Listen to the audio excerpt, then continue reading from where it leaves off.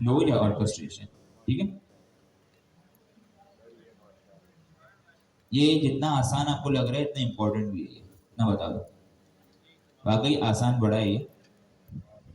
इसके अलावा यहाँ पर उन्होंने कुछ चीज बताई है कि भाई आप जब सब एजेंट बनाते हैं और एग्जांपल दिए गए वेबसाइट टू फाइंड इंफॉर्मेशन, ये सारी चीजें पढ़ लीजिएगा। मेन चीज यहाँ पर है, हमारे पास यहाँ आते हैं दिस पैटर्न। अब ये जो हमारे पास पैटर्न बता रहे हैं ना एलएम ऑर्केस्ट्रेशन वाला फ्लो, इसके फायदे बता रहे हैं और इसमें कुछ तरीके बता रहा है कि आप इसको किस तरीके से टैकल कर सकते हैं।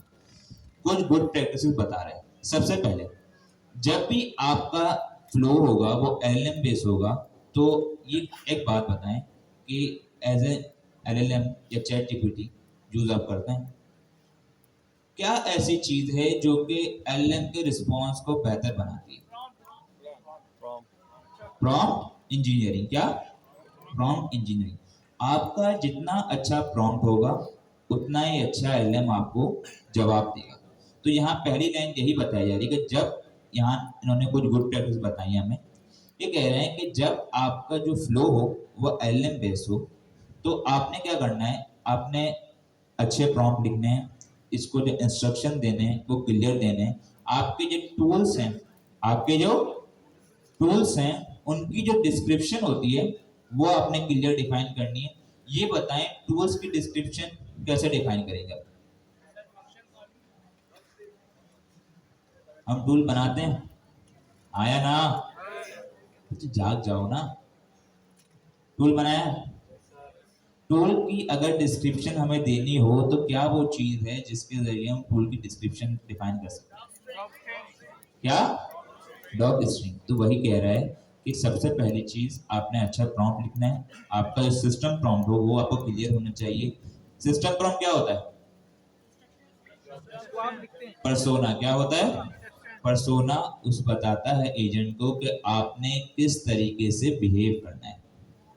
याददाश्त थोड़ी थोड़ी आ रही है, ठीक है। इसके अलावा टूल बता रहा है और ये बता रहे हैं कि उससे आपने किस तरीके से यूज करना है। इसके अलावा जब आप टूल बनाते हैं तो उसके अंदर कुछ पैरामीटर्स होते हैं, आप उनको डिफाइन करना है कि ये टूल्स कौन से पैरामीटर इस्तेमाल करेगा। डॉग स्ट्रिंग के अंदर हमारे पास आर्ग्स हम लिखते हैं, एक प्रॉपर्टी, एक हम लोग डेफिनेशन लिखते हैं, हेडिंग लिखते हैं आर्ग्स, और मतलब आर्ग्यूमेंट्स, और उसके नीचे हमारे पास जो लिखे जाते हैं वो आर्ग्यूमेंट्स आपके पैरामीटर होते हैं, उनकी डिस्क्रिप्शन होती है। ठीक है, वो हम कोडिंग कब करेंगे तब आपको दोबारा बता दूंगा। ठीक है, इसके अलावा क्या करें?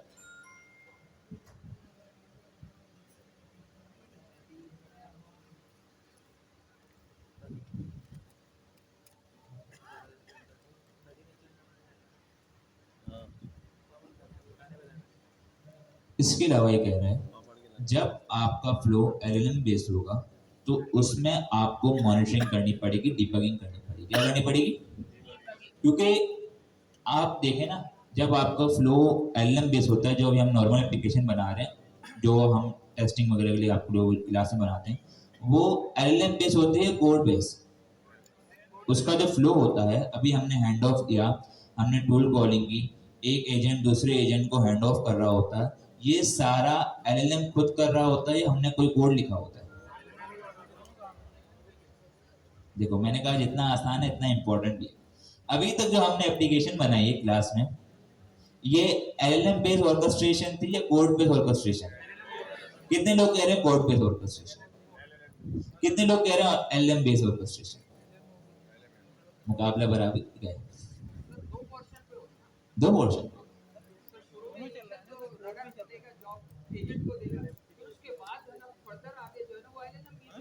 यहाँ आप लोग मिस इंटरप्रेट हो गए, मिसअंडरस्टैंडिंग आपकी हो गई है। ऑर्केस्ट्रेशन का मतलब क्या है ये बताएं? ऑर्केस्ट्रेशन का मतलब क्या है? फ्लो। आप यहाँ से कहीं जा रहे हैं, एक आपका रूट है, वो एक फ्लो कहलाएगा। कि मतलब आप जब एप्लीकेशन बनाए, जब भी आप एप्लीकेशन बनाते हैं उसका एक फ्लो होता है। पहले यूजर आया, उसने लॉगिन किया, लॉगिन करने के बाद अगर वो सक्सेसफुल होगा तो वो कहाँ जाएगा? डैशबोर्ड पे चले जाएगा।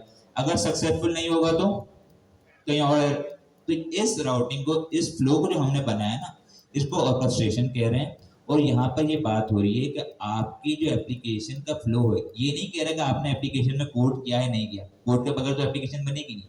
वो कह रहा है कि आपकी जो एप्लीकेशन का फ्लो है, मतलब आप एक एजेंट से दूसरे एजेंट के पास जा रहे हैं, आपके टूल कॉल हो रहा है, ये सारी चीजें अगर एलएलएम डिफाइन कर रहा है, अगर एलएलएम इसको हैंडल कर रहा है, तो वो आपका ऑर्केस्ट्रेशन, वो फ्लो आपका और क्या कर रहा है,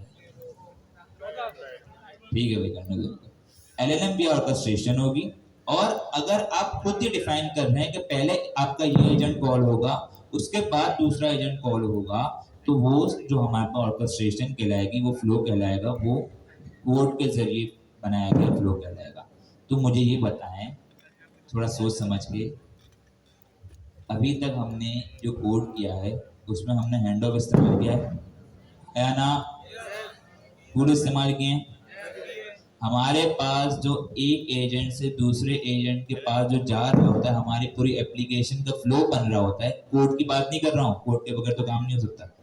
एप्लीकेशन का जो फ्लो बन रहा होता है, मतलब जो एक एजेंट दूसरे एजेंट के पास जा रहा है, हमारा आपने इनपुट दिया, प्रोसेसिंग हुई, उसके बाद फिर आपको आउटपुट मिला, ये सारा फ्लो एलएम मैनेज कर रहा होता है या हम कोड के जरिए कर रहे होते हैं? कितने लोग कह रहे हैं एलएम के जरिए, कितने लोग कह रहे हैं कोड के जरिए? जिन्होंने कोड के जरिए कहा है कितने लोगों से मसला नहीं है, जो आगे बैठे हैं वही कह रहे हैं कोड के जरिए। भाई वो एलएम बेस होती है, हमने हैंड ऑफ बनाया, हैंड ऑफ को मैनेज कौन कर रहा होता है? एलएम। हमने टूल दिया, टूल को मैनेज कौन कर रहा होता है? एलएम। आपके पास दो एजेंट, एक पाइथन का, एक नेक्स्ट.जेएस का, आपने ट्रायल एजेंट से क्वेरी की कि मुझे पाइथन का काम चाहिए, वो जो आपको जवाब दे रहा है, वो जो फ्लो आपका चल रहा है, पहले ट्रायज के पास गया, ट्रायज ने हैंड ऑफ कर दिया पाइथन के असिस्टेंट को, वो सारा काम आप खुद कर रहे होते हैं, वो सारा काम कौन कर रहा होता है? एलएम। तो भाई यहाँ यही चीज बताई जा रही है। कितने लोग कह रहे हैं आसान था? आसान था, लेकिन कितने कंफ्यूज हो गए आप लोग? जी जी। लेकिन सर एपीआई की भी तो लगी हुई है। मैंने अभी आपको यही कहा, एपीआई की तो दे दी है, कोड के बगैर तो एप्लीकेशन बन नहीं सकती। यहाँ पर ऑर्केस्ट्रेशन की बात हो रही है। फ्लो जो आपकी कह सकते हैं ना, एक फ्लो होता है कि आपने कोई वेबसाइट इस्तेमाल की है ना, आप यहाँ पर रजिस्ट्रेशन के लिए एक फ्लो बना हुआ होता है, पहले यूजर इस पेज पे जाएगा, इसके बाद दूसरे पेज पे जाएगा, एक स्टेप बाय स्टेप इंस्ट्रक्शंस होते हैं, ऐसे ही है। तो यहाँ जब मल्टी एजेंट्स पे हम काम करते हैं, तो एजेंट्स के बीच कम्युनिकेशन हो रही होती है, फ्लो बना हुआ होता है कि पहले आप जाएंगे, आप नॉर्मल जो कस्टमर सपोर्ट एजेंट के पास जाएंगे, आप उसके पास जाएंगे तो वो अगर आपको होगा तो किसी आपको स्पेशलाइज एजेंट को ट्रांसफर करेगा, ये सारा एक फ्लो चल रहा होता है। उस फ्लो को मैनेज अगर एलएम कर रहा है तो एलएम वाला फ्लो हो गया, और अगर कोड के जरिए हम कस्टम कर रहे हैं तो फिर कस्टम फ्लो हो गया। क्लियर है?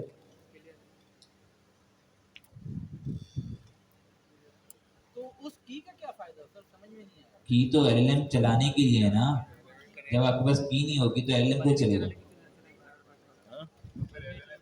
जी। तो पहली चीज क्या हो गई, जब आपका फ्लो जो है एलएम बेस होगा, आपका ऑर्केस्ट्रेशन एलएम बेस होगा, तो आपने अच्छे प्रॉम्प्ट लिखने हैं, सिस्टम इंस्ट्रक्शन अच्छे देने, जो आप उसे, एक तो यार ये नेट नहीं चल रहा, तारिक भाई प्लीज इंटेंट को देखें आज।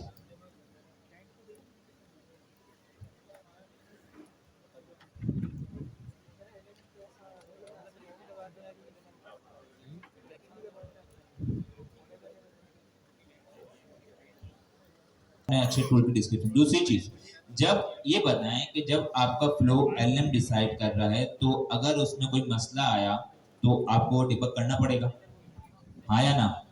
तो इसलिए कह रहे हैं कि जब आपका फ्लो एलएम बेस होगा, क्योंकि आपके हाथ में कंट्रोल नहीं होगा, एलएम सबको डिसाइड कर रहा होगा, तो उस केस में आपको अपनी एप्लीकेशन की मॉनिटरिंग करनी होगी, मतलब उसको देखना पड़ेगा कि पहले कौन सा फ्लो हो रहा है, इसके बाद दूसरा कौन सा फ्लो कॉल हो रहा है। अगर किसी फ्लो के अंदर एरर है, तो आप फिर वो उस एरर को डिबग करोगे और उसे रिजॉल्व करोगे। तो मुझे ये बताएं, अभी तक जो हमने पढ़ा, हम जब फ्लो बनाते हैं, ऐसी कोई चीज हमारे पास है जिसके जरिए हमें ये मालूम होता है कि हमारा फ्लो कैसे चल रहा है, मतलब मॉनिटर हम लोग कर सकते हैं कि पहले इस एजेंट के पास गया, इसके बाद उसने टूल कॉल किया, फिर दूसरे एजेंट के पास गया, ऐसी कोई चीज हमने अभी तक पढ़ी है क्या? ट्रेसिंग, ठीक है भाई, वॉच के जरिए भी हो सकता है। ट्रेसिंग इसीलिए होती है, मॉनिटरिंग के लिए होती है। ट्रेसिंग का मतलब ये होता है कि आपके लॉग्स बनते हैं, ट्रेस हो रहा है, आपने बोला ट्रेसिंग का मतलब क्या होता है, किसी को ट्रेस करना, उसकी लोकेशन देखना और उसको मतलब कहाँ कहाँ वो गया है, सारी चीजें। सिमिलरली यहाँ पर जब आप एप्लीकेशन बनाते हैं तो उसकी ट्रेसिंग होती है, उसको लॉग्स बनते हैं। इसी के जरिए आप अपनी एप्लीकेशन को मॉनिटर कर सकते हैं। अगर कहीं टूल में एरर आ रहा होगा तो वहां पर पता चल जाएगा आपको। आपका फ्लो जो है, क्योंकि हमें तो नहीं पता, यहाँ जब हम एक क्वेरी करते हैं तो हमें तो नहीं पता होता कहाँ कहाँ एलएलएम गया। आपको नहीं पता कि एलएलएम में आपको जवाब देने के कितने एलएलएम को कॉल किया, कितने टूल कॉल किया। इन सारी चीजों को आप जो मॉनिटर कर सकते हैं ट्रेसिंग के जरिए कर सकते हैं। ठीक है, दो तरीके डेवलपमेंट एनवायरनमेंट में आप लोग वर्बोस के जरिए कर सकते हैं। ठीक है, वो लॉगिंग के लिए होता है, डेवलपमेंट एनवायरनमेंट के लिए। लेकिन प्रोडक्शन के लिए हमेशा ट्रेसिंग होती है। क्या होती है? ट्रेसिंग। क्लियर है यार? बड़ा परेशान हूँ।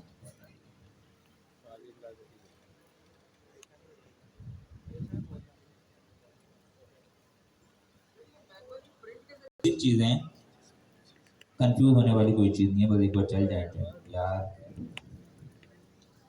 पास दूसरी चीजें, एक तरीका हमने ये देखा कि हमारे पास, अच्छा यहाँ पर अच्छा नोटिस करेंगे, ठीक है, इसको छोड़ दो, हम ऐसे ही देख लेते हैं। पहला तरीका ये, हमें ये मालूम हो गया कि हमारे पास अगर फ्लो जो डिसाइड एलएम कर रहा था वो एलएम वाला फ्लो हो गया। पहले तरीका उसमें क्या है कि आपने उसमें गुड अच्छे प्रॉम्प्ट लिखने होते हैं, सिस्टम इंस्ट्रक्शन अच्छा दें। आप जो टूल डिफाइन कर रहे हैं उसकी क्लियर इंस्ट्रक्शन हो, टूल की डेफिनेशन सही हो, उसके पैरामीटर की डिस्क्रिप्शन हो, सारी चीजें हो। इसके अलावा हम जो एलएलएम बेस हमारा फ्लो चल रहा है उसको उसे मॉनिटर करना पड़ता है। क्या करना पड़ता है? ये सारी गुड प्रैक्टिस है कि आप उसे मॉनिटर करें, जहां आपको इश्यू आ रहा है उसे आप डिबग करें, उसको रिजॉल्व करें। इसके अलावा हमारे पास एक और तरीका है, बता रहे हैं कि आप जब एजेंट को इस्तेमाल कर रहे होंगे तो उस एजेंट को जरूरी नहीं है कि आप बाद वक्त ऐसा होता है कि आपने एक आंसर लिया, ऐसा हो सकता है कि आपने एक एजेंट बनाया, आपने कहा उसे ऐसे या रिपोर्ट बना के दे, ठीक है, समझो एक फाइनेंशियल रिपोर्ट बना के दे। उसने पहली बार आंसर दिया, आपको पसंद नहीं आया, आपने उसे कहा दोबारा आंसर दे। तो इस चीज को जब हम लोग बार बार उसको रिवाइंड करेंगे, उसे कहेंगे कि भाई आप अपने आंसर को दोबारा रिव्यू करें और इससे बेहतर आंसर दें, तो यही अपर कहा जा रहा है कि allow the agent to introspect and improve. इसे कहेंगे इम्प्रूवमेंट। क्या कहेंगे? इम्प्रूवमेंट। क्योंकि जो एजेंट हमें पर आंसर दे रहा है उसे हम मजीद इम्प्रूव करना चाह रहे हैं, इम्प्रोवाइज करवाना चाह रहे हैं। उसके लिए हमारे पास मल्टीपल तरीके होते हैं। एक तो ये होता है कि हम एलएलएम को एक लूप बनाए। क्या बनाए? फोर लूप आता है, ठीक है। हमने एक लूप बनाया और हमने कहा ये लूप 5 बार चले। कितनी बार चलेगा? 5 बार।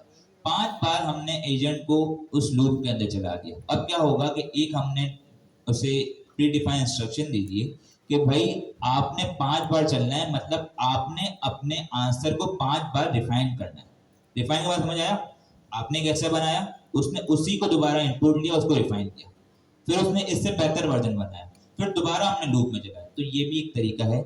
इसके अलावा ये हो सकता है, सपोज करें मैंने एक एजेंट बनाया जो कि रिपोर्ट जनरेट कर रहा है। क्या बना रहा है? Report generate. इसके अलावा मैं एक दूसरा एजेंट बनाऊंगा जो कि उस रिपोर्ट को रिव्यू करेगा, उस रिपोर्ट को रिव्यू करेगा और वो ये डिसाइड करेगा कि रिपोर्ट ओके है या नहीं है। अगर रिपोर्ट ओके नहीं होगी तो वो दोबारा भेजेगा उस एजेंट के पास, वो दोबारा जनरेट करेगा, और अगर दोबारा जब जनरेट करने के बाद वो दोबारा रिव्यूअर के पास जाएगा। सिंपल यही कहानी है। एक स्टूडेंट ने टीचर को रिव्यू करवाया। सिमिलरली हमारे पास 2 एजेंट होंगे। ये सारे तरीके गुड प्रैक्टिस हैं। आपने एक एजेंट बनाया जो कि रिपोर्ट जनरेट कर रहा है, एक रिव्यूअर एजेंट है जो कि उस रिपोर्ट को रिव्यू कर रहा है। अगर रिपोर्ट सही होगी तो एक्सेप्ट हो जाएगी, अगर रिपोर्ट सही नहीं होगी तो वो दोबारा भेज देगा रिपोर्ट वाले एजेंट के पास कि आप दोबारा इसको इम्प्रोवाइज करो, इसे इम्प्रूव करो। समझ आ गया? एक ये तरीका। इसके अलावा बता रहा है, हमने हैंड ऑफ पढ़ा था। हैंड ऑफ का कॉन्सेप्ट क्या था? यहाँ यही बताया जा रहा है, जब आप देख लेंगे। चलिए आप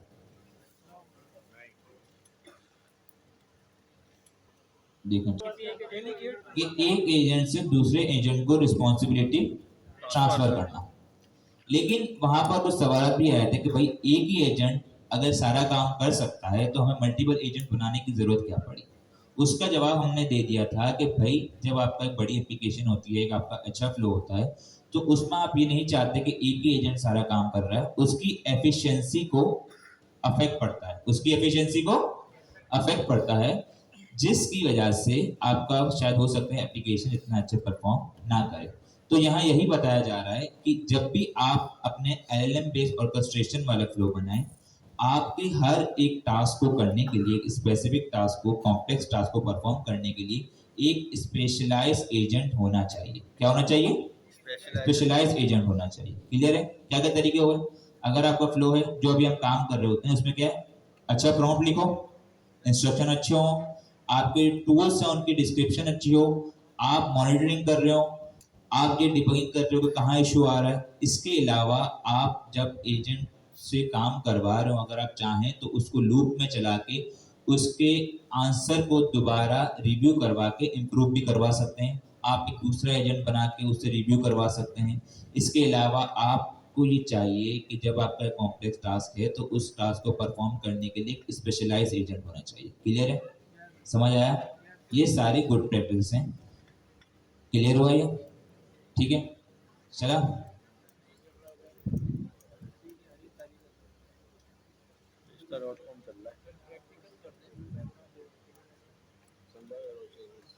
बात करते हैं कि अगर आपने अपने जो एप्लीकेशन का फ्लो खुद डिसाइड करना है, कोड के जरिए डिफाइन करना है, तो फिर आप कैसे करेंगे? तो फिर आप कैसे करेंगे? अब मुझे ये जवाब दें, हमने स्ट्रक्चर आउटपुट पढ़ा है, हाँ या ना? ठीक है, ये पहले कह रहे हैं कि आप स्ट्रक्चर आउटपुट के जरिए अपनी एप्लीकेशन का फ्लो डिसाइड कर सकते हैं। क्या कर सकते हैं?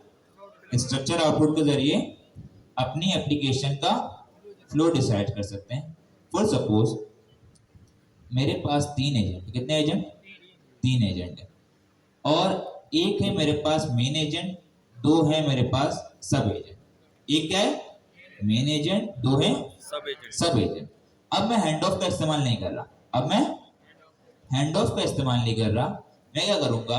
मैं अपने मेन एजेंट को स्ट्रक्चर आउटपुट की स्ट्रक्चर टाइपिंग प्रोवाइड कर दूंगा। ठीक है, मैं चाहता हूं कि वो क्वेरी को देखे और वो डिसाइड करे कि इसकी टाइप पाइथन है या नेक्स्ट.जेएस, इसकी टाइप पाइथन है या नेक्स्ट.जेएस है। याद रहे, मेन एजेंट है, उसको मैंने स्ट्रक्चर आउटपुट प्रोवाइड किया है। अब वो मुझे जो टाइप देगा वो ये कहेगा या तो इस क्वेरी की टाइप पाइथन होगी या नेक्स्ट.जेएस होगी। अब जब वो चलेगा, मैंने हैंड ऑफ नहीं दिया, मैंने एक इफ की कंडीशन लगाई। क्या लगाई? इफ की कंडीशन। मैंने कहा अगर इस एजेंट के आंसर, जो कि स्ट्रक्चर आउटपुट, ठीक है, अगर एजेंट का आंसर, मैं अगर यहाँ पर आपको एग्जांपल भी दूं, यहाँ पर सपोज करें एजेंट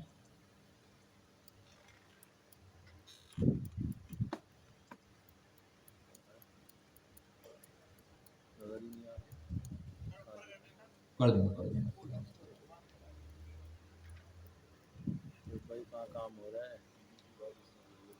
दूसरे के लैपटॉप में आके ही काम करना मुश्किल होता है। ठीक है, एजेंट रिस्पॉन्स मैंने क्या, सपोज करें यहाँ पर मेरे स्ट्रक्चर आउटपुट में आ गया नेक्स्ट.जेएस। क्या आ गया? नेक्स्ट.जेएस। थोड़ा जूम कर दे सर। ठीक है, एक एग्जांपल आपको दे रहा हूँ। फॉर सपोज ये मेरे स्ट्रक्चर आउटपुट के जरिए, स्ट्रक्चर आउटपुट पता है ना, ये भूल गए कि आपका एक एजेंट जो है वो नॉर्मली स्ट्रिंग टाइप रिटर्न करता है, लेकिन स्ट्रक्चर आउटपुट के जरिए आप किसी स्पेसिफिक टाइप में उसका आउटपुट रिटर्न करवा सकते हैं। तो आपका अगर एजेंट का आंसर है, आपने इफ की कंडीशन लगाई कि अगर एजेंट का रिस्पॉन्स है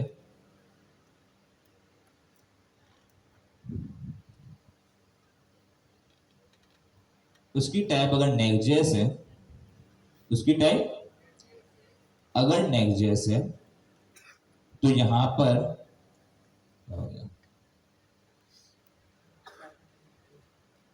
रनिंग जो होते हैं, सॉरी, एक तो पाइथन जावास्क्रिप्ट मेरी मिक्स हो जाती है भाई। क्या होता है भाई इसमें? सॉरी, एजेंट के रिस्पॉन्स, तो हमारे पास सपोज करें यहाँ पर नेक्स्ट.जेएस वाला एजेंट चलेगा,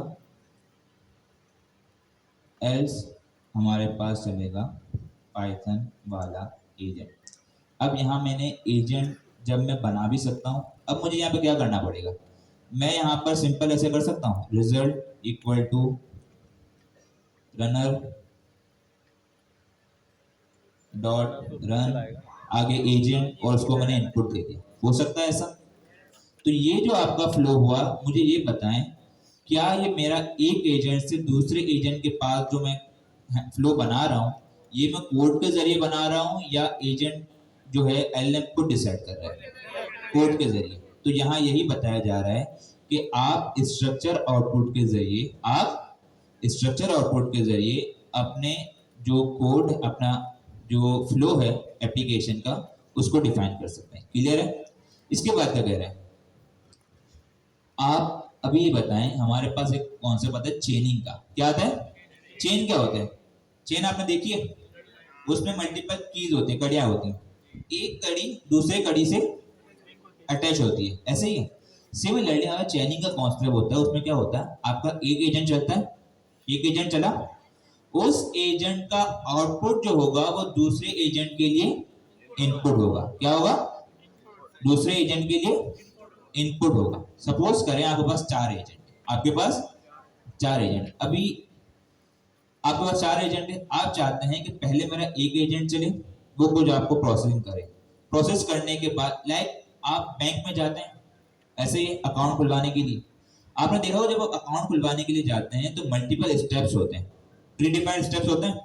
आप पहले जाते हैं अकाउंट ओपनिंग ऑफिसर के पास, वो सारी डिटेल फिल करता है, फिर वो किसी और आपके पास बंदे के पास भेजता है, फिर वो आपकी प्रोसेसिंग करता है डेटा की, फिर आप तीसरे बंदे के पास जाते हैं। तो क्या होता है, स्टेप बाय स्टेप चीजें प्रोसेस हो रही होती हैं। पहले अपना काम करता है, वो आपको आगे भेज देता है, फिर दूसरा अपना काम करता है, वो अपना नया काम तो नहीं करते ना, मतलब उसी काम को लेके चलते हैं। सिमिलरली चेनिंग का कॉन्सेप्ट ये होता है, हमारा मल्टीपल एजेंट्स होते हैं और वो एक दूसरे से जुड़े हुए होते हैं इस तरीके से कि पहला जो एजेंट होता है वो आउटपुट जनरेट करता है, उसका आउटपुट दूसरे एजेंट के लिए इनपुट होता है। क्लियर है? ठीक है, ये सारी एग्जांपल मौजूद है, टेंशन वाली बात नहीं है। ठीक है, इसके अलावा मैं इसको जरा ऊपर कर लूं ताकि आप सबको नजर भी आ जाए।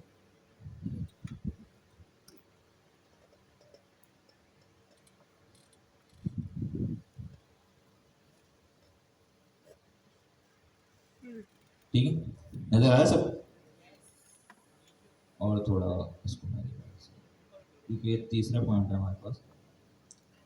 अब देखें यहाँ पर तीसरा पॉइंट क्या कह रहा है, running agent in the while loop, running agent in the while loop. अब बात तो ये आ रही है कि हमने ऊपर ही पढ़ा के लूप में चला रहा है, यहाँ भी पढ़ा के लूप में चला रहा है, दोनों में डिफरेंस क्या हुआ? दोनों में भाई हमने देखा ऑर्केस्ट्रेशन हमने बताया कि आप लूप में चला सकते हैं एजेंट को, लूप में एजेंट को चला सकते हैं, ऐसे ही है आया ना? यहाँ ये कह रहा है कि आप वाइल लूप चला के एजेंट को इवेल्युएट कर सकते हैं, फीडबैक प्रोवाइड कर सकते हैं, ऐसे ही। लेकिन यहाँ जब आपका एलएम चलेगा तो एक चीज और डिफाइन होगी, वहां क्या हो रहा था, हमारे पास हमने लूप डिफाइन किया और वो उसी में चल रहा था, लेकिन जब आपके पास यहाँ कोड के जरिए आपके वाइल लूप चलाएंगे तो हमेशा याद रखें, कोड के जरिए जब भी आपका फ्लो डिफाइन करेंगे इफ एल्स के जरिए या स्विच केस के जरिए होता है। किसके जरिए होता है? इफ एल्स या स्विच केस। तो यहाँ पे यही कह रहा है कि जब वहां क्या हो रहा था, हमने दूसरा एजेंट बना दिया, हमने लूप लगाया कि भाई एक एजेंट 5 बार चलेगा, सेम एजेंट 5 बार चलेगा, या हमने दूसरा एजेंट बना दिया। यहाँ क्या होगा, आपने वाइल लूप चला दिया, आपने वाइल लूप चलाया, उसमें एजेंट ने आउटपुट दिया, एजेंट ने आउटपुट दिया, फिर आप उस, हमने स्ट्रक्चर आउटपुट देखा, उस आउटपुट के जरिए आप इफ की कंडीशन लगाएंगे या एल्स की कंडीशन लगाएंगे कि अगर आपका आउटपुट सही है तो सही यूजर को दे दो, अगर आउटपुट सही नहीं होगा तो क्या होगा, एजेंट दोबारा चलेगा। डिफरेंस समझ आया? वहां क्या हो रहा था, हमारे पास लूप चल रहा था सेम एजेंट पे, ठीक है, एक एजेंट को दोबारा हम वही इनपुट देते, वो उसको रिफाइन करता जा रहा था, या हमने कहा कि एक दूसरा रिव्यूअर एजेंट बन जाएगा जो उसको कर देगा। यहाँ हमारे पास लूप चलेगा, लेकिन लूप के अंदर जो आपकी राउटिंग होगी, फ्लो होगी, वो कोड के जरिए डिफाइन हुई होगी। क्लियर है? समझ आया? इसके बाद ये कह रहा है कि एक और चीज है, हम अभी तक जितना भी काम कर रहे हैं उसमें एजेंट सिक्वेंशियली चलते हैं। क्या चलते हैं? सब बोले क्या चलते हैं? सिक्वेंशियली। क्या चलते हैं? सिक्वेंशियली चलते हैं कि हमारे पास एक एजेंट एग्जीक्यूट होता है, इसके बाद दूसरा एजेंट एग्जीक्यूट होता है। क्या ऐसा हो सकता है कि हम एक साथ 4 एजेंट को कॉल कर दें? एलएलएम वाया ऑर्केस्ट्रेशन में ये पॉसिबल नहीं है एक तरीके से, क्योंकि वहां पर हैंड ऑफ होता है यहाँ पर एक एजेंट के दूसरे एजेंट के पास। लेकिन अगर आप चाह रहे हैं कि आप 4 से 5 एजेंट जो आपके हैं आप सबको एक साथ कॉल कर दें, सबको एक साथ कॉल कर दें, ये काम आप लोग कर सकते हैं कोडिंग के जरिए। कोड में हमारे पास एसी का हमने पढ़ा है, उसका एक मेथड है गैदर। क्या है?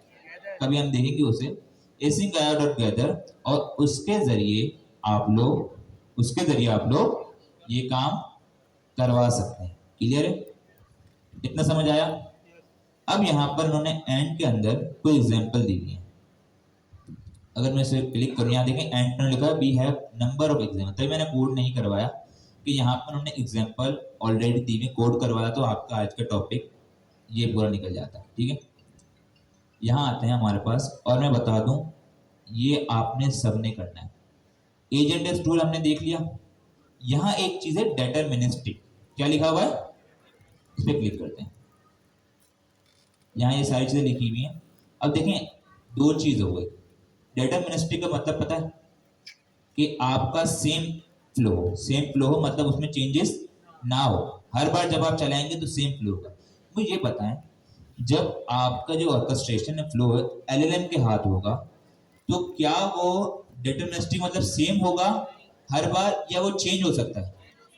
वो चेंज हो सकता है, कि एलएलएम खुद डिसाइड करेगा। हर बार हो सकता है कि वो किसी और एजेंट को हैंड ऑफ कर दे, हमारे हाथ में नहीं है। लेकिन अगर आप ऐसा फ्लो बनाना चाहें जो डिटरमिनिस्टिक हो, मतलब वो सेम फ्लो हो, तो इस केस में हमारे पास ऑर्केस्ट्रेशन वाया कोड के जरिए हम करवा सकते हैं। मतलब ये डिटरमाइन हुआ होता है, पहले से प्री डिफाइंड हुआ होता है, ये एलएलएम डिसाइड नहीं करता, हमारे कोड के जरिए। तो यहां इन्होंने क्या किया है, सबसे पहले हमने एक एजेंट बनाया।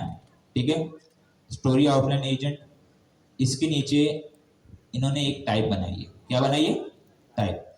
इसके बाद आउटलाइन चेकर एजेंट बनाया, जो कि उसके पास स्ट्रक्चर आउटपुट है। अभी हमने पढ़ा था स्ट्रक्चर आउटपुट के जरिए हम करवा सकते हैं ऑर्केस्ट्रेशन। ये वही चीज हो रही है। कर रहा हूं भाई।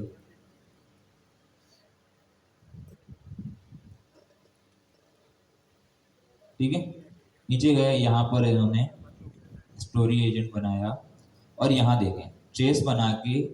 अब यहां हो क्या रहा है, सबसे पहले इन्होंने एक चलाया। देखें यहाँ हो क्या रहा है, सबसे पहले उन्होंने आउटलाइन बनाई। क्या बनाई? आउटलाइन बनाई इन्होंने। एक एजेंट चलाया, स्टोरी आउटलाइन एजेंट। इसका रिजल्ट आ गया। क्या आया? Outline result. क्या आया? एक तो यार ये आउटलाइन रिजल्ट। अब देखेंगे दूसरा एजेंट क्या है। दूसरा एजेंट है आउटलाइन चेकर रिजल्ट। क्या है? Outline checker result. इसके अंदर में ये देखें कि इसमें इनपुट क्या जा रहा है, outline result dot final input, final output. Final output में पता है कि भाई एजेंट की प्रॉपर्टी होती है कि वो जो भी हमारे पास रिजल्ट देता है वो प्रॉपर्टी होती है फाइनल आउटपुट की। इसने क्या किया, इसने सबसे पहले एक एजेंट चलाया, आउटलाइन एजेंट, जो कि जनरेट करेगा आउटलाइन को। उसने उसका आउटपुट लिया और दूसरे एजेंट को एज अ इनपुट पास कर दिया। अभी हमने पढ़ा था कि एक एजेंट को आउटपुट को दूसरे एजेंट में एज अ इनपुट। तो मुझे ये बताएं, या आपको कोड सारे घर पे खुद एक्सप्लोर करने, टाइम शॉर्ट है। ये जो ऑर्केस्ट्रेशन हो रही है ये वाया एलएलएम है या वाया कोड है? कितने लोग कह रहे हैं वाया कोड है? कितने लोग कह रहे हैं वाया एलएलएम है? कोई भी नहीं कह रहा, मतलब दिमाग में बात बरोबर बैठ गई। ठीक है, कोई क्वेश्चन आपका? नहीं, क्यों पहले? वही बात है ना, जब आप चाह रहे होंगे कि आपका फ्लो जरूर, आप हर बार में ये नहीं चाहेंगे। हमारे पास ऑटोनोमस डिसीजन मेकिंग का कॉन्सेप्ट ये है कि एलएम सारी चीजें कर रहा होता है। लेकिन बाज़ औक़ात ऐसे होता है कि हमें कुछ फ्लोज के अंदर हमें कुछ चीजें प्रीडिफाइन करनी पड़ती है। नॉर्मल जब आप एप्लीकेशन बनाएंगे तो आपका सब कुछ आपका एजेंट ही कर रहा होगा, लेकिन बाद औक़ात ऐसा होता है कि वहाँ आपको कुछ चीजें कस्टमाइज मतलब खुद से डिसाइड करनी पड़ती हैं। वहाँ पर हम कोड के जरिए फ्लो करेंगे, ठीक है। आप दोनों काम करवा सकते हैं। इसमें एक और चीज भी फायदा है, अगर आप ये चाहते हैं कि क्योंकि देखें आपका जो क्वेरी है वो एलएम के पास जाएगी, है ना, ठीक है। फिर एलएम डिसाइड करेगा कि दूसरे एजेंट को कॉल करना नहीं करना, अगर वो नहीं होगा तो फिर वो दूसरे को कॉल करेगा, बार बार एलएम चलेगा, आपके टोकन जाया होंगे, टोकन ज्यादा जाया होंगे। तो वहां वही बात आ गई कि जब आप चाहते हो कि आपका फ्लो सेम होगा, आप नहीं चाहते कि आपका फ्लो इससे थोड़ा क्रिएटिव हो, ठीक है। फ्लो सेम है, पता है कि भाई एजेंट अगर जैसे यूजर है, नॉर्मल एक बात है, यूजर जब लॉगिन कर लेगा तो हमें पता है कि उसे मेन पेज पर रिडायरेक्ट करवाना है, सेम फ्लो होगा हर बार, ठीक है। अब उस केस में आप करवा, एक मैं एग्जांपल दे रहा हूँ, वहां पर आप कोडिंग के जरिए आप फ्लो बना सकते हो।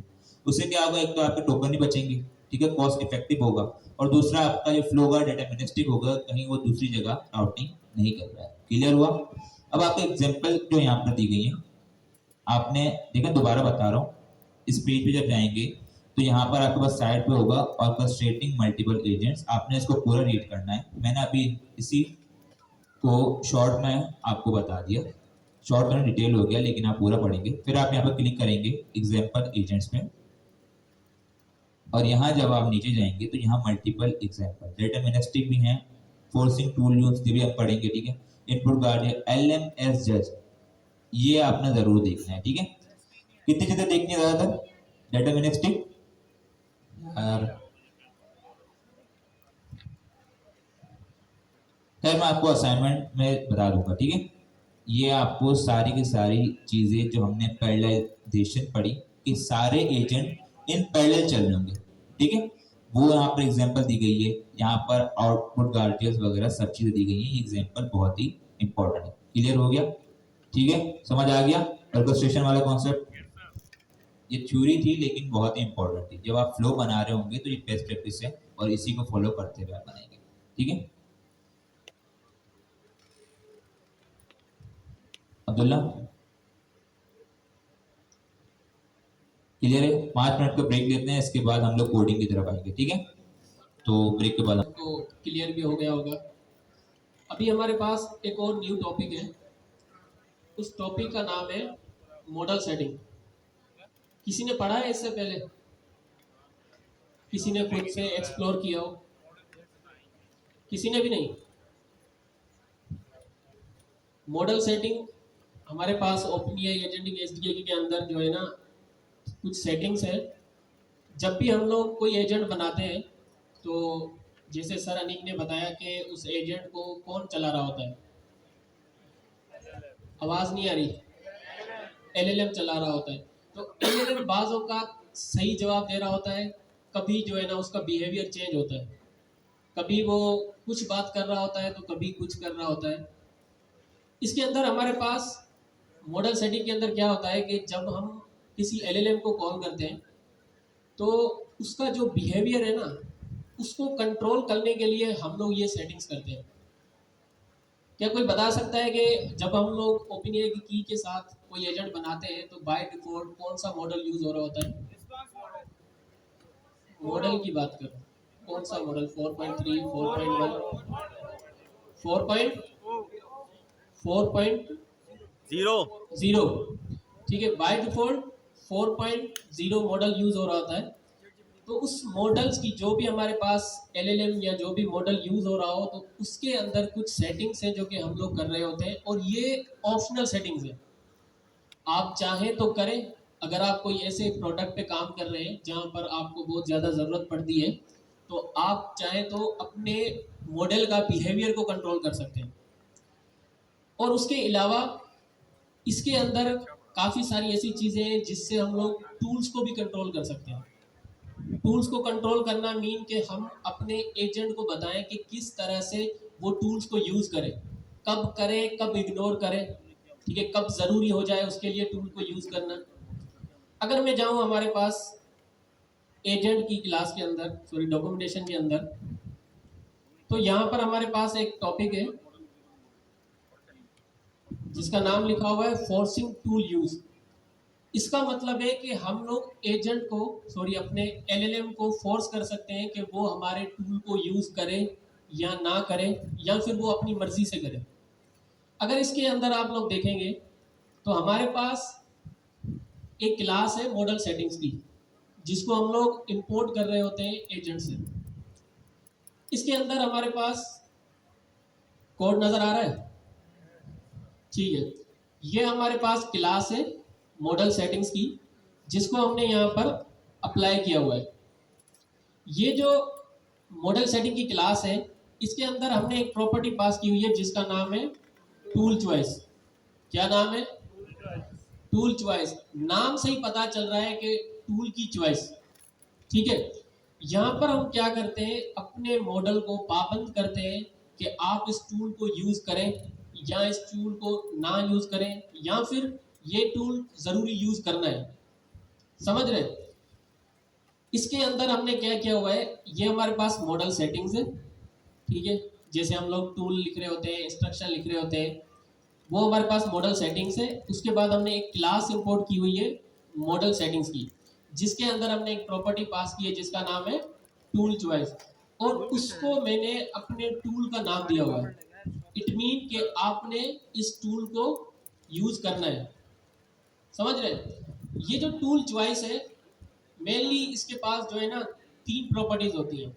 मतलब समझ लें इसके पास 3 ऑप्शंस हैं जो हम उसको दे सकते हैं। सबसे पहले ऑटो, कि हम उसको कहते हैं कि आप खुद डिसाइड करो कि टूल को यूज करना चाहिए या नहीं।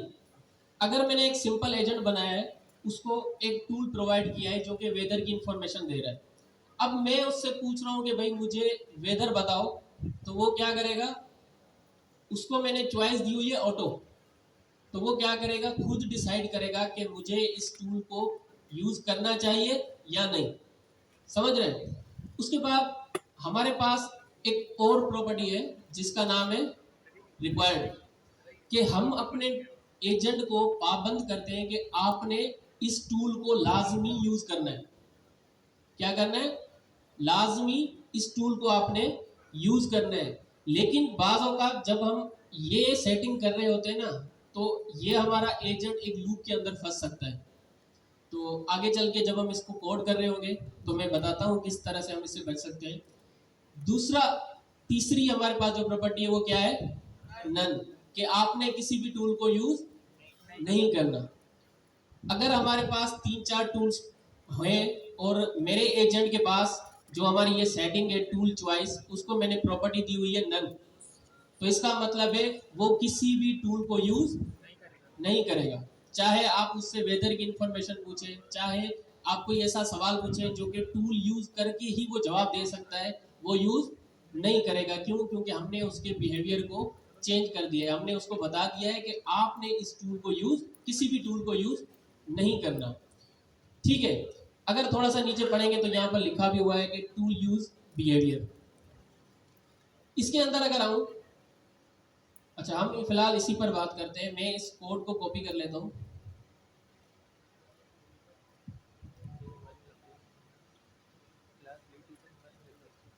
इसको हटा देते हैं और ये हमारे पास इंपोर्ट हो रही है कहाँ से, मॉडल्स, हमारे एजेंट से हमारी जो क्लास है मॉडल सेटिंग्स की वो इंपोर्ट हो रही है। यहाँ पर हमने सैंपल वही जो अभी हमारे पास लिखी हुई थी मॉडल सेटिंग, ये लिखेंगे और मॉडल सेटिंग्स हम लोग यहाँ पर दे देंगे। इंपोर्ट हमने कर ली। इसके अंदर हमने क्या किया था, अभी क्या लिखा हुआ था, टूल चॉइस, कि हम उसको बताएंगे कि आपने टूल को चूज करना है। यहाँ पर अगर मैं इस पर हवर करूँ तो मुझे ये ऑप्शन नहीं दे रहा, लेकिन अगर स्पेस दबाऊं तो मेरे पास कितनी प्रॉपर्टीज आ रही हैं, 3 आ रही हैं। अगर मैं सिलेक्ट करता हूँ ऑटो को, तो वो पाबंद हो जाता है कि भाई, पाबंद नहीं होता, सॉरी, मैंने उसको बता दिया है कि आपने खुद से डिसाइड करना है कि ये जो हमारा टूल है इसको यूज करना है या नहीं करना। अगर मैं इस ऑटो को हटा दूं, ठीक है, और मैं रख लेता हूं रिक्वायर्ड, तो इसका मतलब है कि हमारे एजेंट को लाजमी ये टूल यूज करना है, लाजमी करना है। ठीक है। लेकिन यहाँ पर मैंने थोड़ी देर पहले कहा था कि आप लोग जब इसको रिक्वायर्ड देंगे तो एक लूप में फंस सकते हैं। उसका हल भी इन लोगों ने खुद ही नहीं दिया हुआ है, लेकिन लूप में फंस सकते हैं। कैसे? जब हम लोग ट्रेसिंग पढ़ रहे थे या फिर वर्बोस से हम लोग लॉगिंग देख रहे थे कि किस तरह से हमारे जो है ना एजेंट्स की और एलएलएम की आपस में कम्युनिकेशन हो रही है। मैं अगर इससे वेदर की इंफॉर्मेशन मांगता हूँ तो ये क्या करता है, मेरे इनपुट को और मेरी टूल्स इंफॉर्मेशन को लेकर एलएलएम के पास जाता है। जाता है कि नहीं जाता है? तो चुप क्यों, आवाज निकालो। जाता है ना।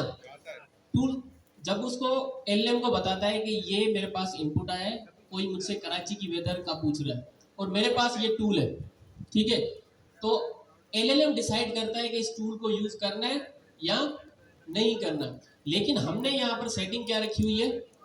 रिक्वायर्ड। टूल की चाहे चॉइस रिक्वायर्ड है। एक बार वो जाएगा ये इंफॉर्मेशन लेके एलएलएम के पास। एलएलएम ने देखा कि यूजर मांग रहा है क्या? यूजर मांग रहा है कराची की वेदर। उसने उसका सेटिंग्स पूरी देखेगा कि भाई इसके पास एक टूल है जिसका नाम है वेदर, गेट वेदर। लेकिन उसके अंदर जो है ना एजेंट के अंदर सेटिंग की हुई है कि भाई आपने टूल को लाजमी यूज करना है। तो वो क्या करेगा, उस टूल को यूज करने को बोल देगा। फिर वो टूल यूज करेगा एजेंट, एजेंट उसका रिस्पॉन्स जनरेट करेगा। यहाँ से रिस्पॉन्स जनरेट हुआ, जब इसका रिस्पॉन्स आ जाता है, इसका आंसर रिटर्न आ जाता है, फिर एजेंट क्या करता है? फिर यही सारी चीजें जो पुरानी थी टूल की इंफॉर्मेशन, वही अपना उसका आंसर लेकर किसके पास जाता है? एलएलएम के पास। एलएलएम के पास फिर से टूल आ गया और टूल्स की जो हमारे पास एजेंट है उसकी सेटिंग क्या है? रिक्वायर्ड। अब एजेंट जो हमारा एलएलएम है वो तो मजबूर हो गया कि भाई अब वो फिर से कह रहा है कि टूल क्या है? रिक्वायर्ड है, आपने उसको लाजमी यूज करना है। दोबारा से जब उसके पास टूल्स गया, जब उसके पास एजेंट गया तो उसने सेटिंग देखी मॉडल्स की, उसके अंदर लिखा हुआ है कि रिक्वायर्ड है। पहले तो उसने आंसर उसको मिल गया, लेकिन वो क्या करेगा, मजबूर हो गया कि अब उसने रिक्वायर्ड लिखा हुआ है तो मुझे फिर से उस टूल को यूज करना है। वो फिर से बोलेगा कि इस टूल को यूज करो। फिर आएगा एजेंट, फिर एजेंट क्या करेगा, इसी टूल को यूज करेगा, दोबारा से उसका वही आंसर जनरेट होगा और यही चीजें फिर से उठा के वो एलएलएम के पास भेजेगा। एलएलएम के पास जब ये सारी चीजें जाएंगी, फिर एलएलएम देखेगा एजेंट के अंदर, मॉडल सेटिंग के अंदर टूल चॉइस क्या है? रिक्वायर्ड। फिर वो क्या करेगा, फिर से वो टूल को कॉल करेगा। इट मीन कि अगर हमने डायरेक्ट उसको ये रिक्वायर्ड लिख दी जो हमने, तो वो क्या करेगा, वो मजबूर हो गया, वो बार बार टूल को कॉल करता रहेगा। क्या करता रहेगा? टूल को कॉल करता रहेगा। इट मीन वो कहाँ फंस जाएगा? एक लूप के अंदर। लेकिन इसका हमारे पास एक हल है। क्या हल है? अगर हम आए यहां पर,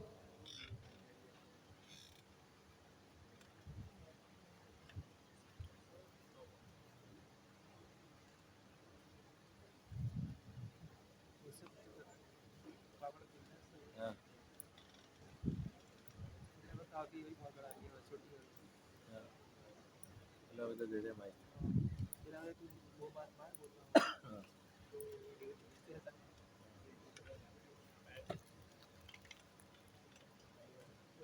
तो हमारे पास इसकी एक क्लास होती है, क्लास नहीं होती, प्रॉपर्टी होती है जिसका नाम होता है रीसेट टूल चॉइस। क्या होता है? Reset tool choice. I think अगर मुझे यहाँ पर वो नजर आ जाए, एजेंट से हम लोग इसको इंपोर्ट करने की कोशिश कर लेते हैं, अगर मिल जाए।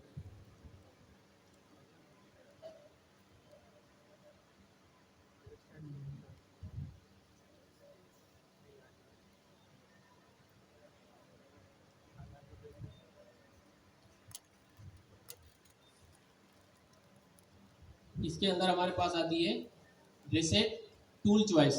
क्या है ये? Reset tool choice. अगर हम इसको कर देते हैं ट्रू, ठीक है, अगर हम इसको ट्रू करते हैं तो वो क्या करेगा, उसको रीसेट कर देगा। इट मीन के इसके अंदर एक सेटिंग है, जब भी हम लोग इस मॉडल सेटिंग्स के अंदर इस लूप में फंस जाते हैं ना, तो ये जो रीसेट टूल चॉइस है ये बाय डिफॉल्ट क्या होती है? ट्रू होती है। क्या होती है? ट्रू होती है। जब ये रिक्वायर्ड आपने दे दिया तो इन लोगों ने खुद से ये रीसेट टूल चॉइस की प्रॉपर्टी रखी हुई है जो कि बाय डिफॉल्ट ट्रू होती है। जब हमारे पास एक बार वो इस टूल को कॉल कर लेगा तो ये जो रिक्वायर्ड आपने लिखा हुआ है ना, ये क्या हो जाएगा, रीसेट हो जाएगा वापस ऑटो पे। क्या हो जाएगा, रीसेट हो जाएगा वापस ऑटो पे। लेकिन अगर आप नहीं चाहते तो आप क्या करेंगे, रीसेट टूल चॉइस को इंपोर्ट करके उसको फॉल्स कर देंगे। इट मीन क्या हो गया, अब आपका एजेंट जो है वो किस में फंस गया, लूप के अंदर। तो उन लोगों ने खुद ही इस चीज का हल दिया हुआ है।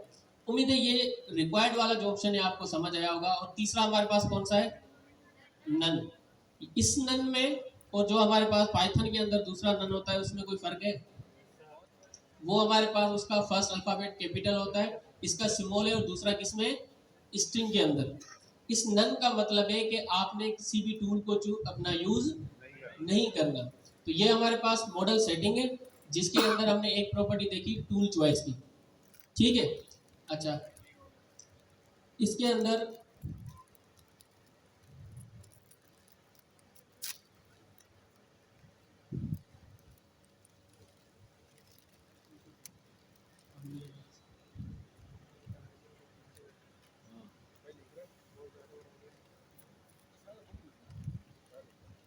ठीक है। अच्छा, अब मुझे आपसे एक सवाल पूछना है कि अब अगर मैं इसकी जो हमारे पास टूल चॉइस है इसको ऑटो रख दूं तो ये क्या करेगा? और इससे मैं सवाल करता हूं कि मुझे कराची की वेदर चाहिए, क्या करेगा? एलएलएम खुद से डिसाइड करेगा कि अब टूल को कॉल करना है या नहीं। और अगर मैं यहाँ पर नन रख देता हूँ तो वो टूल को कॉल नहीं करेगा। और अगर मैं उसको रिक्वायर्ड रख देता हूँ तो लाजमी उसको टूल को कॉल करेगा। अच्छा, इसके अलावा एक और हमारे पास प्रॉपर्टी है जिसका नाम है टूल यूज बिहेवियर, ठीक है। टूल यूज बिहेवियर के अंदर क्या होता है कि हमने एक बार, अच्छा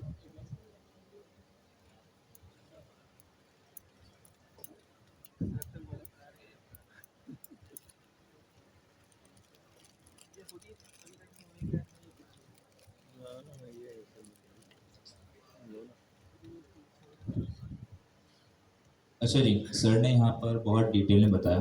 एक बार इसको कोई कैप करते हैं और इसको समराइज करने की कोशिश करते हैं। हम एजेंट बनाते हैं, हाँ या ना? बनाते हैं। उसके पीछे क्या इस्तेमाल हो रहा होता है? एलएलएम, ठीक है। मॉडल इस्तेमाल होता है, क्या होता है? एलएलएम मॉडल, ठीक है। अब मॉडल की कुछ सेटिंग्स होती हैं, क्या होती हैं? सेटिंग्स। बाय डिफॉल्ट मतलब मॉडल की कुछ सेटिंग्स होती हैं कि भाई हमारा जो मॉडल होता है वो टूल को कॉल कर सकता है, हमारा जो मॉडल होता है वो क्रिएटिव होता है, हमारा जो मॉडल होता है उसमें बहुत सारी चीजें मजीद होती हैं, हम वो आगे देखेंगे। अब इन्होंने एसडीके में बताया क्योंकि एजेंट के बिहाइंड द क्या इस्तेमाल हो रहा है? एलएलएम मॉडल, ऐसे ही इन्होंने हमें एक एट्रीब्यूट, हमें एक प्रॉपर्टी दी है, पैरामीटर दिया है मॉडल सेटिंग्स का। क्या है? मॉडल सेटिंग्स, जो कि अपने अंदर वैल्यू लेता है क्लास को मॉडल सेटिंग की, और उसके अंदर हम डिफरेंट मॉडल की सेटिंग्स पास कर सकते हैं, जो कि अजान हो रही है, उसमें हमारा टेम्परेचर आ जाता है, वो भी हम देखेंगे, टॉप पे आता है, टॉप पे आता है। इसके अलावा डिफरेंट हमारे पास पैरामीटर्स होते हैं जो कि मॉडल के बिहेवियर को डिफाइन करते हैं। क्या करते हैं? मॉडल के बिहेवियर के, आपका मॉडल कैसे वर्क करेगा। फॉर सपोज हमारे पास एक प्रॉपर्टी होती है टेम्परेचर की, वही डिफाइन करता है कि आपका मॉडल कितना क्रिएटिव होगा। क्या होगा? क्योंकि हम देखते हैं एलएम से हर बार नया आंसर आता है, आप चाहें तो उस क्रिएटिवनेस को भी कंट्रोल कर सकते हैं। सिमिलरली अभी सर ने यहाँ पर एक हमारा प्रॉपर्टी पढ़ाई टूल चॉइस। क्या पढ़ाई? सब बोले क्या पढ़ाई? Tool choice. LM tool call करता है, ठीक है। अब यहाँ पर उन्होंने एसडीके में हमें उस सेटिंग को मॉडिफाई ओवरराइड करने के लिए फीचर प्रोवाइड किया है, वही हम देख रहे हैं। तो ये कह रहे हैं कि बाय डिफॉल्ट जो एलएम होता है मॉडल, उसकी जो सेटिंग होती है टूल चॉइस की, वो होती है ऑटो। क्या होती है? ऑटो का मतलब ये है कि एलएम चाहे तो टूल कॉल करे, एलएम चाहे तो टूल कॉल ना करे। ऐसा ही होता है अभी। अगर एलएम देखता है कि मुझे टूल कॉल की जरूरत है, वो टूल कॉल करता है, हाँ या ना। अब अगर हमसे चेंज करवाना चाहें, हम चाहते हैं कि चाहे कुछ भी हो, चाहे कुछ भी हो, हमारा जो एलएम टूल कॉल करेगा, ये जिद है हमारी। क्या है? जिद है हमारी। तो उसमें इन्होंने क्या कर दिया कि टूल चॉइस को ओवरराइड करके रिक्वायर्ड कर दिया, टूल चॉइस को ओवरराइड करके रिक्वायर्ड कर दिया। अब इस सिनेरियो में चाहे टूल कॉल की जरूरत हो या ना हो, हमारा टूल कॉल जरूर होगा। क्लियर है? इसके अलावा दूसरे बता रहे हैं, रिक्वायर्ड के अलावा बाय डिफॉल्ट क्या होती है? ऑटो, ऐसे ही। इसके अलावा हमारे पास आते हैं नन। क्या है? रिक्वायर्ड का मतलब क्या है कि जरूर कॉल होगा। नन का मतलब यह है कि चाहे कुछ भी हो, हमारा टूल कॉल नहीं होगा। अगरचे हमारे पास वेदर का टूल है, अगरचे वेदर का टूल है, लेकिन अगर हमने उसकी टूल चॉइस को कर दिया नन, तो वेदर का टूल कॉल नहीं होगा। इसके बाद हमारे पास एक और चीज है, हमारे पास फ्लो में पता है कि एक क्वेरी जाती है, एलएलएम कॉल होता है, एलएलएम कॉल होता है और फिर टूल को कॉल करता है। अगर टूल की जरूरत है तो टूल को कॉल करता है। इसके बाद एलएलएम के पास दोबारा आता है, ऐसे ही, हाँ या ना। अब यहाँ पर एक और हमारा प्रॉपर्टी है रिसेट टूल चॉइस की, जो मॉडल सेटिंग से अलग है। अब इसका कॉन्सेप्ट क्या है देखें, हमने टूल चॉइस कर the required, tool choice required कर दी। इसका मतलब ये है जब भी हमारा एजेंट रन होगा वो टूल कॉल जरूर करेगा, ऐसे ही। अब वो ये बताएं, हमने एक बार एजेंट को रन किया, हाँ या ना, ठीक है, बाय डिफॉल्ट क्या होती है? ऑटो। तो मुझे ये बताएं, अगर आप एक एजेंट है, आप एक अपने आप को एजेंट कंसिडर करें, ठीक है, आप एक एजेंट है, आपके पास वेदर का टूल है, आपके अभी डिफॉल्ट सेटिंग है टूल चॉइस ऑटो। आपने देखा पहली बार मैं आया, मेरे पास क्वेरी है वेदर की, मैंने टूल को कॉल कर लिया, मैंने टूल को कॉल कर लिया, इसके बाद मेरे पास टूल आउटपुट आ गया। जब टूल कॉल होने के बाद दोबारा एजेंट रन होगा, तो क्या वो दोबारा टूल को कॉल करेगा? उससे जरूरत पड़ेगी, हाँ या ना?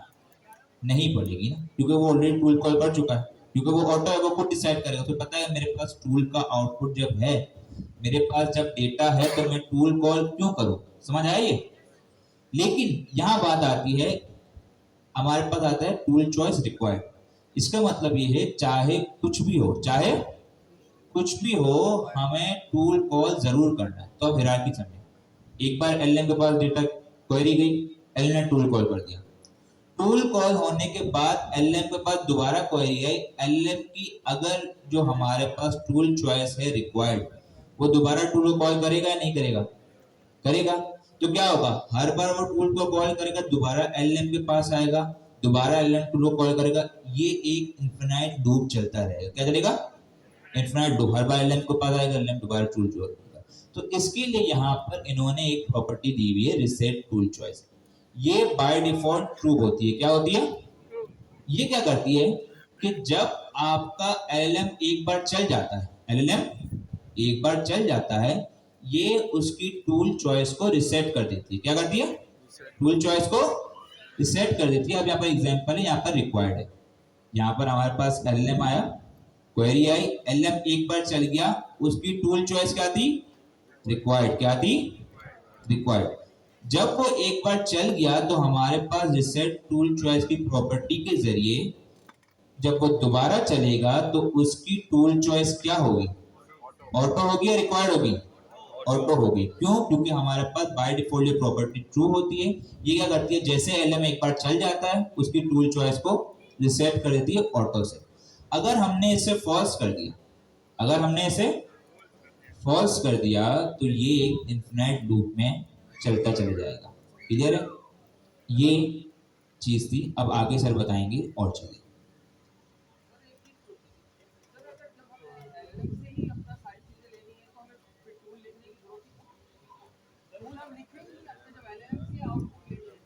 एलएम के पास आउटपुट कैसे आएगा?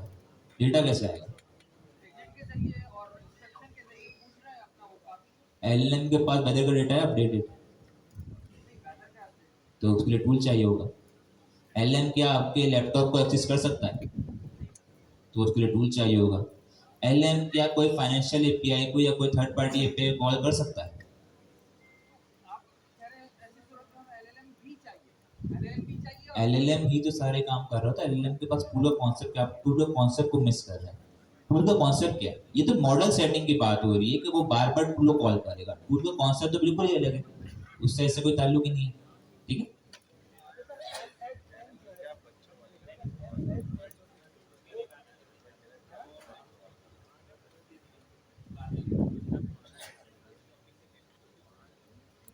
ठीक है। तो हमारे पास ये मॉडल सेटिंग्स, तो इस मॉडल सेटिंग्स के अंदर जैसे हमने टूल चॉइस पढ़ ली, उसके अलावा भी मजीद प्रॉपर्टीज है। अब अगर आप आएंगे मॉडल सेटिंग्स के अंदर, आपको यहाँ पर लेफ्ट साइड पे नजर आ जाएगी, कहीं भी आप देखेंगे तो ये रही हमारे पास मॉडल सेटिंग्स। यहाँ पर आएंगे तो यहाँ पर आपके पास वो सारी सेटिंग्स लिखी हुई हैं जो कि आप लोग यूज कर सकते हैं। जैसे कि फर्स्ट हमें हमारे पास क्या है, टेम्परेचर। क्या है? टेम्परेचर। टेम्परेचर क्या करता है कि ये डिसाइड करता है कि हमारा एजेंट है ना वो कितना क्रिएटिव होगा। क्या होगा? कितना क्रिएटिव होगा, मतलब कितनी चीजें जो है ना जैसे कुछ जनरेट करने में एक्सपर्ट होगा।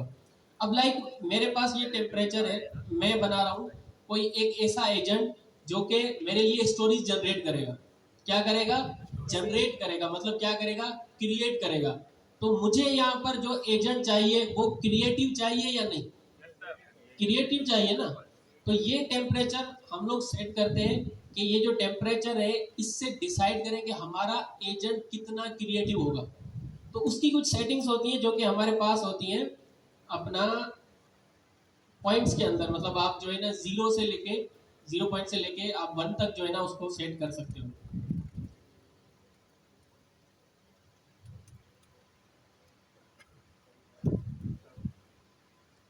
टेम्परेचर 0.3 नॉर्मली मेरे ख्याल से 3 होता है, 0.3। ठीक है, नॉर्मली हमारे पास या तो 0.3 होता है या फिर 0.7 होता है, ये डिपेंड करता है कि आप लोग कौन सा मॉडल यूज कर रहे हैं। ठीक है, लेकिन यहाँ पर आप खुद से डिसाइड कर सकते हैं कि ये जो मेरा एजेंट होगा मैं इससे क्या करवाना चाहता हूँ। अगर मैं इससे कोई स्टोरीज जनरेट करवाना चाहता हूँ या कोई ऐसा काम करवाना चाहता हूँ जो न्यू क्रिएट करेगा, तो मुझे एक ऐसा एजेंट चाहिए जो क्रिएटिव हो। तो मुझे इस टेम्परेचर को जो है ना इंक्रीज करना चाहिए, या तो 0.7 से लेकर 1 तक मुझे क्या करना चाहिए, इसको इंक्रीज करना चाहिए, क्योंकि मुझे एक ऐसा एजेंट चाहिए जो क्रिएटिव हो। लेकिन अगर मुझे नॉर्मल एजेंट चाहिए जो कि सीरियस और एक्यूरेट आंसर करे, किससे रिलेटेड, लाइक मैं उससे पूछ रहा हूँ अपना कोडिंग के सवाल। ठीक है, मेरे पास कोडिंग के एरर्स आ रहे हैं तो मैं नहीं चाहता कि वो मेरे लिए कुछ न्यू चीज़ें क्रिएट करे, लेकिन मुझे एक्यूरेट आंसर करे, सीरियस रहे। तो हम क्या करेंगे, इसके टेम्परेचर को कम रखेंगे। क्यों? क्योंकि यहाँ पर हमें क्रिएटिव नहीं चाहिए, हमें क्या चाहिए, सीरियस चाहिए और एक्यूरेट चाहिए। तो यहाँ से आप लोग खुद से सेट कर सकते हैं अपने मॉडल की सेटिंग कि कितना मॉडल आपका क्रिएटिव होना चाहिए। समझ आई? रिपीट कर देता हूँ। हमारे पास मैंने जैसे बताया कि हम लोग कोई ना कोई मॉडल यूज कर रहे होते हैं, तो हम अपने मॉडल के अंदर उसकी कुछ सेटिंग्स कर सकते हैं। जैसे हमने अभी टूल्स की चॉइसेस पढ़ी कि भाई टूल्स हम लोग उसको रिक्वायर्ड कर सकते हैं, नन कर सकते हैं, ऑटो दे सकते हैं। लेकिन अगर हम कोई ऐसी जो है ना ऐसा कोई प्रोडक्ट बना रहे हैं जिसके अंदर कोई यूजर आएगा वो अपना स्टोरीज जनरेट करवाएगा, ठीक है, तो हम क्या कर सकते हैं कि हम अपने एजेंट को क्रिएटिव माइंड बना सकते हैं कि वो सिर्फ चीजें जो है ना वो क्रिएट करने में अच्छा हो, बहुत अच्छा हो। या फिर ऐसा नहीं है कि सिंपल हो कि बस सिर्फ क्वेश्चन आंसर करे, नहीं, उसका माइंड कैसा हो, क्रिएटिव होना चाहिए। तो ये जो टेम्परेचर है ना, ये टेम्परेचर डिसाइड करता है कि कितना हमारा जो एजेंट है वो क्रिएटिव होगा। तो हम इसकी जो है ना वो वैल्यू इंक्रीज कर सकते हैं। लाइक मैं अगर 0.3 रखता हूँ तो ये बिल्कुल सीरियस, नॉर्मल, एक्यूरेट आंसर करेगा, सिर्फ क्यूए के जो है ना सॉल्व करेगा, मतलब क्वेश्चन आंसर देगा। मेरे जो अपना कोडिंग के क्वेश्चन है जैसे हम चैट जीपीटी से पूछ रहे होते हैं उनके आंसर कर सकता है। लेकिन ये इतना क्रिएटिव नहीं है, तो हमें इसको क्रिएटिव बनाना पड़ेगा। हम उसकी जो है ना अपना टेम्परेचर इंक्रीज कर सकते हैं कि जो हमारा एजेंट है वो क्या करे, क्रिएटिव हो, कुछ ज़्यादा चीज़ें जो है ना वो जनरेट करने में माहिर हो। तो ये हम लोग उसको अपना टेम्परेचर से कंट्रोल कर सकते हैं। इसके अलावा भी हमारे पास कुछ और मॉडल सेटिंग्स है। जैसे हमारे पास है टॉप पी, फ्रीक्वेंसी पेनल्टी और भी हमारे पास मजीद है, यही टूल चॉइस जो अभी हमने पढ़ी वो भी इसी के अंदर आती है। इन एक एक करके आप लोगों ने इन सबको एक्सप्लोर करना है, ठीक है। अब जो फ्रीक्वेंसी पेनल्टी है ये क्या करता है, अच्छा प्रीजेंस पेनल्टी, ये हमारे पास फ्रीक्वेंसी पेनल्टी है। इसके अंदर हम लोग अपने एजेंट को बता रहे होते हैं कि आपने ज़्यादा रिपीटेड जो वर्ड्स होते हैं ना वो यूज़ नहीं करने। जैसे कि अगर मेरा एजेंट है, उसको तो पता नहीं है ना, वो नॉर्मल आंसर कर रहा है, मुझे कह रहा है you are very very best, तो इसका जो ये जो वेरी वेरी है ना, उसने क्या कर दिया, वो वर्ड्स को रिपीट कर दिया। तो मैं चाहता हूं कि आप जब बात करो तो आप ज्यादा चीजें रिपीट ना करो, या फिर जब आप मुझे आंसर कर रहे हो तो चीजों को रिपीट ना करो, तो हम उसकी फ्रीक्वेंसी पेनल्टी सेट कर सकते हैं। उसके अलावा भी हमारे पास ये सेटिंग्स है, तो ये एक एक करके आप लोगों ने इन सेटिंग्स को खुद से एक्सप्लोर करना है। हम क्या करते हैं, हम एक और चीज है हमारे पास, हम इसको पढ़ते हैं मैक्सिमम टोकन्स। लेकिन इसको पढ़ने के लिए आप लोगों को एक चीज समझनी होगी, जो कि मैं अभी बता रहा था, टूल चूज बिहेवियर। यहाँ पर हमारे पास एक प्रॉपर्टी होती है, सॉरी एट्रीब्यूट होता है, जिसका नाम है टूल यूज बिहेवियर। क्या है? Tool use behaviour. इसके अंदर क्या होता है कि ये जो मेरा एजेंट है ना, सॉरी मेरा टूल है, अगर मैं चाहूं, वैसे नॉर्मल इसका बिहेवियर क्या होता है, जब मैं एजेंट को कोई प्रॉम्प्ट देता हूं, वो प्रॉम्प्ट लेकर जाता है एलएलएम के पास।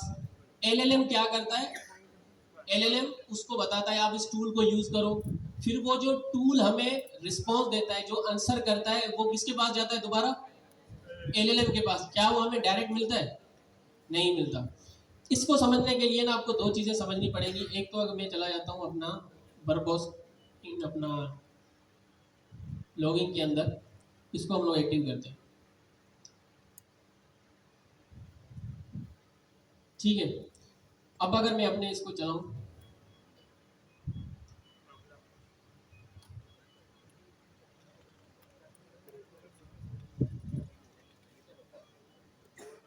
इस मॉडल सेटिंग को मैं हटा देता हूँ फिलहाल के लिए।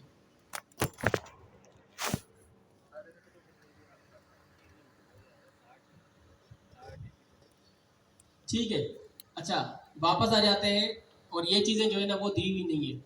एलएलएम क्या कहता है, एलएलएम करता है कि भाई आप क्या करो, गेट वेदर का आपके पास टूल है, आप उसको कॉल करो। वो कॉल कर लेता है।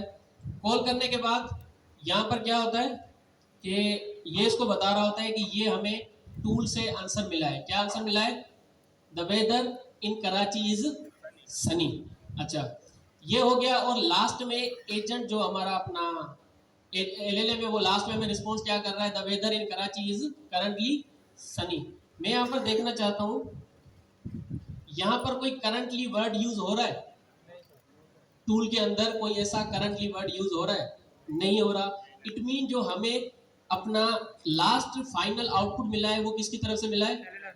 एलएलएम की तरफ से, ठीक है। वापस आ जाता हूँ, यहाँ पर हम लोग एक चीज देखते हैं। जब हमारे पास एलएलएम के पास ये सारी चीजें जा रही थी, तब हमारे पास ये जो टर्न लिखी हुई नजर आ रही है, नजर आ रही है टर्न, ठीक है। ये क्या है हमारे पास? ये टर्न हमारे पास होती है कि जितनी मर्तबा एजेंट नहीं, हमारा एलएलएम चलेगा, उतनी हमारी टर्न इंक्रीज होगी। क्या होगी? जितनी मर्तबा हमारा एलएलएम चलेगा, उतनी मर्तबा हमारी टर्न इंक्रीज होगी। एलएलएम के पास इनपुट आया कि भाई ये इनपुट है, ये हमारे पास टूल है, यहाँ तक कोई टर्न इंक्रीज हुई है? नहीं हुई। एलएलएम ने देखा भाई आपके पास टूल है, आप क्या करो, इस टूल को कॉल करो। उसने टूल को कॉल करवाया। यहाँ तक जब उसने टूल को कॉल किया, कोई हमारे पास टर्न इंक्रीज हुई? नहीं हुई। जब हम लोग दोबारा से, वो उसने क्या किया कि जब हमारे अपना टूल से वो रिटर्न करके लाया आंसर, तो दोबारा से वो किसके पास जाता है? एलएलएम के पास। अब वो एलएलएम के पास आया है, तो यहाँ पर क्या हुआ, टर्न हमारी इंक्रीज हो गई, मतलब 2 टर्न्स हो गई। पहली टर्न जब एलएलएम के पास हमारा इनपुट गया था, ठीक है, फिर एलएलएम ने बताया कि भाई आप जो है ना, आपके पास ये टूल है, आप इसको कॉल करो। एजेंट ने टूल को कॉल किया, उसको आंसर मिला। दोबारा से यहाँ तक हमारी टर्न इंक्रीज नहीं हुई थी। टर्न कब इंक्रीज हुई? जब उसने वो सारा रिटर्न जाकर एलएलएम को दिया और एलएलएम चला। जब एलएलएम चला तो टर्न क्या हो गई? 2 हो गई हमारे पास। उसके बाद एलएलएम ने जो है ना उसका फाइनल आउटपुट हमें जनरेट करके दे दिया। ये जो टर्न्स है ना, ये हम खुद से डिफाइन कर सकते हैं, मैक्सिमम टर्न्स। अगर मैं आ जाऊं यहाँ पर, हमारे पास मैक्सिमम टर्न्स नजर आ रही है आपको, ये रही मैक्सिमम टर्न्स। अगर मैं इसको रख लेता हूँ 2, तो एक एजेंट को मैंने इनपुट दिया है, वो टूल को कॉल करेगा और मुझे फाइनल आंसर एक एलएलएम की तरफ से आउटपुट ला कर दे। कितनी टर्न्स में ये काम हो जाएगा? कितनी टर्न्स में काम हो जाएगा? 2 में। ठीक है, हम लोग चेक कर लेते हैं।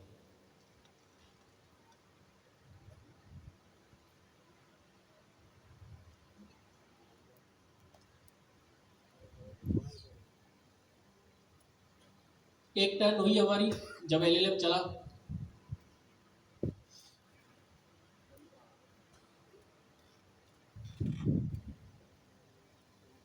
इंटरनेट स्लो है, उसकी वजह से ये थोड़ा सा स्लो चल रहा है। तो ये हमारे पास फाइनल आंसर आया है, और हमारी कितनी टर्न्स के अंदर आ गया? ये 2 टर्न्स के अंदर आ गया। और मैंने मैक्सिमम टर्न्स उसको कितनी बताई थी कि आप सिर्फ कितनी टर्न्स ले सकते हो? हम यहाँ पर खुद से एक्सप्लिसिटली डिफाइन कर सकते हैं कि आप सिर्फ 2 टर्न्स ले सकते हो, 3 ले सकते हो, या 4 ले सकते हो। फर्ज करें कि अगर मैं पुराने कॉन्सेप्ट पे जाऊं, जो कि हमने उसको रखा था टूल चॉइस रिक्वायर्ड। क्या रखा था? Tool choice required. और अगर मैं उसकी रिसेट टूल चॉइस जो है ये फॉल्स कर देता, तो ये लूप में फंसता ना। एक मरतबा एजेंट चल जाता, वो एलएलएम को कॉल करता, वो चलता, वो टूल को कॉल करता, फिर से वही लूप चलता, ऐसा ही है। लेकिन अगर मैं यहाँ पर रखता टर्न्स 2, तो इट मीन कि जब मेरे पास एक मरतबा एलएलएम चला, उसका रिस्पॉन्स गया, एलएलएम के पास गया, तब वहां पर जब दोबारा से हमारा एलएलएम चलेगा ना उस रिस्पॉन्स के साथ, ये देखने के लिए कि टूल कौन सा है, क्या उसका रिक्वायर्ड है या नहीं, तब हमारी टर्न्स वहां पर क्या हो जाती? खत्म। और वहां पर हमारा जो प्रोजेक्ट है वो क्या कर जाता है? क्रैश कर जाता है, एरर दे देता है। क्यों? क्योंकि हमने मैक्सिमम टर्न्स कितनी रखी है? 2 रखी हुई है। ठीक है। अच्छा, अब यहाँ पर एक चीज है, अगर मैं यहाँ पर रख देता हूँ मैक्सिमम टर्न्स 1, मैंने क्या रख दिया है? मैक्सिमम टर्न्स कितनी रखी? 1। तो अब मुझे इस अपना एजेंट से रिस्पॉन्स लेने के लिए कितनी टर्न्स रिक्वायर्ड है? अगर मैं 1 रख दिया तो क्या होगा? एरर आएगा। चला के देख लेते हैं, कौन कौन कहता है एरर आएगा? 8-10 लोग कह रहे हैं। कौन कहता है नहीं आएगा? और ये जो बीच वाले हैं वो क्या कहते हैं? आएगा। जो भी आ जाए, हमारा क्या, खुद ही देख लेंगे सर वाले, है ना? ठीक है, हम इसको चला लेते हैं।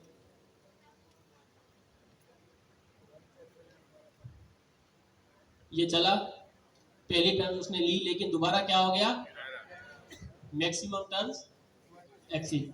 ठीक है, तो हमारे पास क्या हो गया कि हमारी मैक्सिमम टर्न्स जो है ना वो पूरी हो गई। हमने रखी थी कितनी टर्न्स?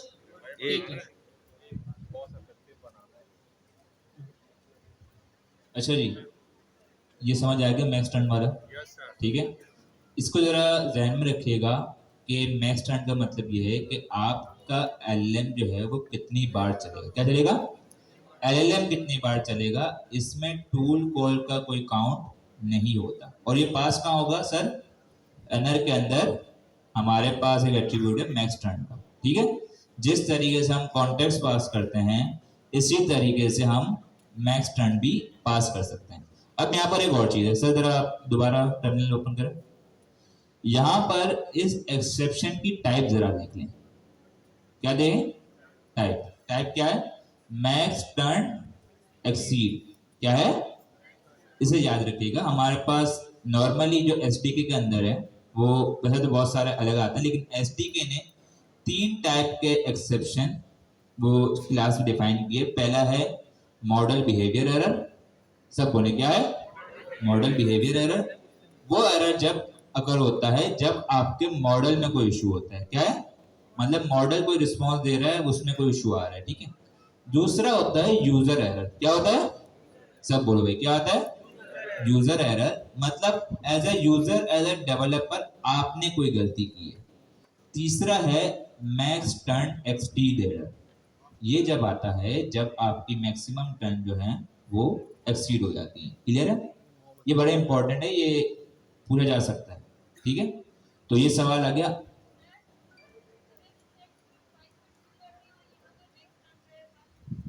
क्या कह रहे हैं? अच्छा, यहाँ पर बड़ा सवाल है, पहले रिपीटेशन से हो जाएगी, ठीक है।